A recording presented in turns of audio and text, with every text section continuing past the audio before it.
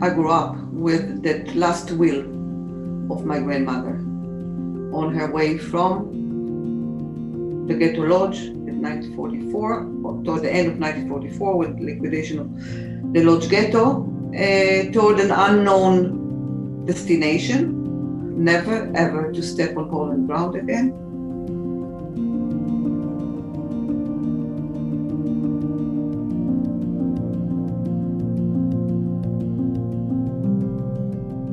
Myśmy mieli bardzo źle w getcie, w Łodzi, w getcie łódzkim.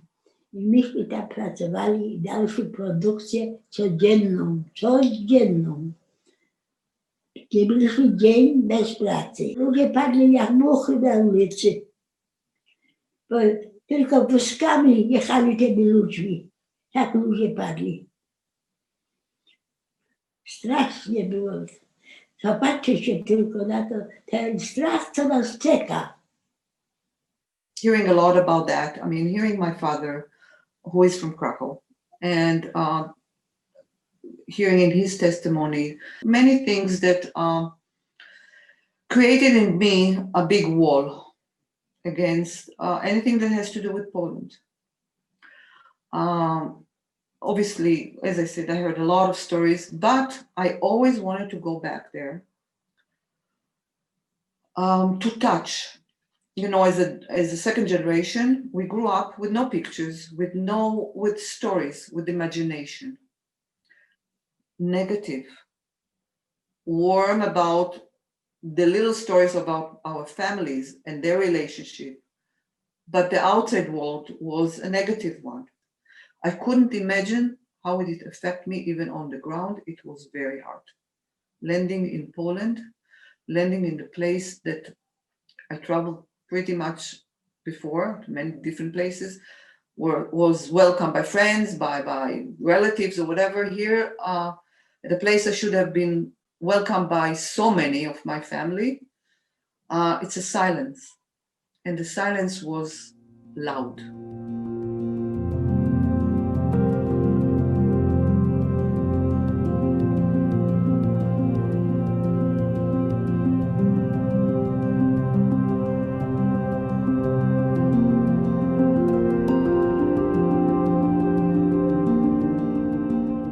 And I didn't know if I will be able to stay and if I'll be able to express myself the right way. And I was lucky enough that the Andrzej, he presented whatever he wanted to present, his facts, that most of the time spoke to me very deeply, but on the other hand, I still felt I'm here to protect what I know, who I am, what I'm representing, and what did I come to see here. But he expressed, without words, an understanding, an openness that paved for me a possibility to go on with this journey. That evening, his understanding, his openness, made sure that I started to create in me, or it was created in me, a certain crack to allow what the forum is to come in. Their approach, their understanding, their sensitivity, their knowledge, that I found, oh, here it is, and I'll say it loud and clear. People who are not Jewish, with so much knowledge, with so much care. And then, was the second step, was the meeting of the students with the School of Dialogue. And here I come in the front of the school, and it says Shkoli, Shpitze, whatever. And the absence of my family. So where is my little cousins? It was always going back and forth. I mean, I rose and then I closed. And it was very hard for me to step in. And I come in and I see the tables ready for us. They set tables with goodies, and And those tables look exactly like the tables when my parents prepare when guests come in. The cakes looks the same, the fruits there, the juice, and I start crying because it's clashing. It is a feeling of I am at a place. It's home, not home. What's going on? They entered my heart in an unbelievable way for them, and as I said, for the future, for any connection, for any bridges between them, us, them, and the others, etc.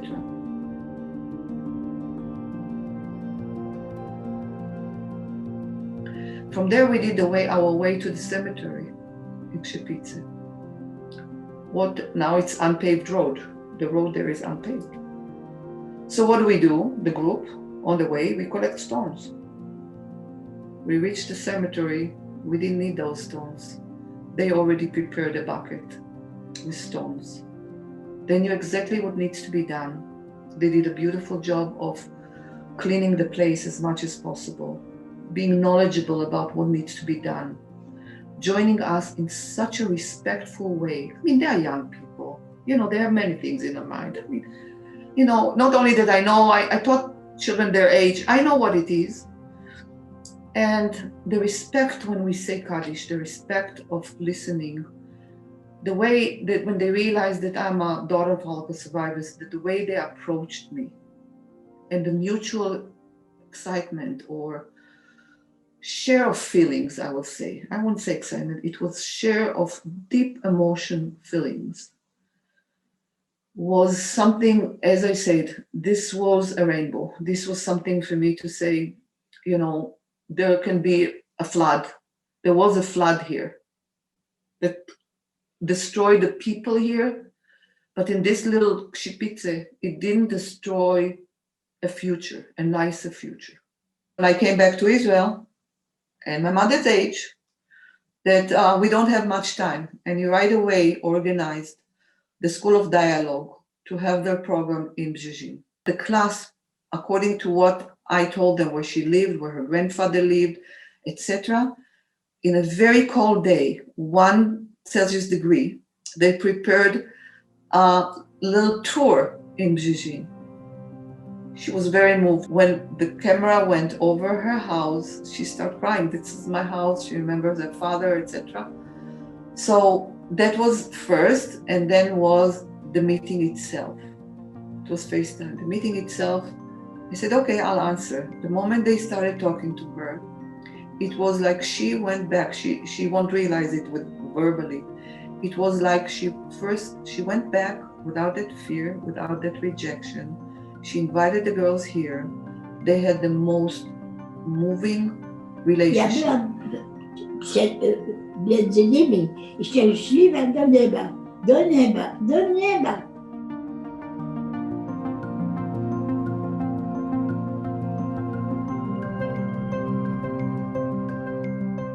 When she saw that video, it was like, oh, here's where my grandfather, as she told you, used to pick those whatever that he made medicine with, and so it brought memories in the most positive way.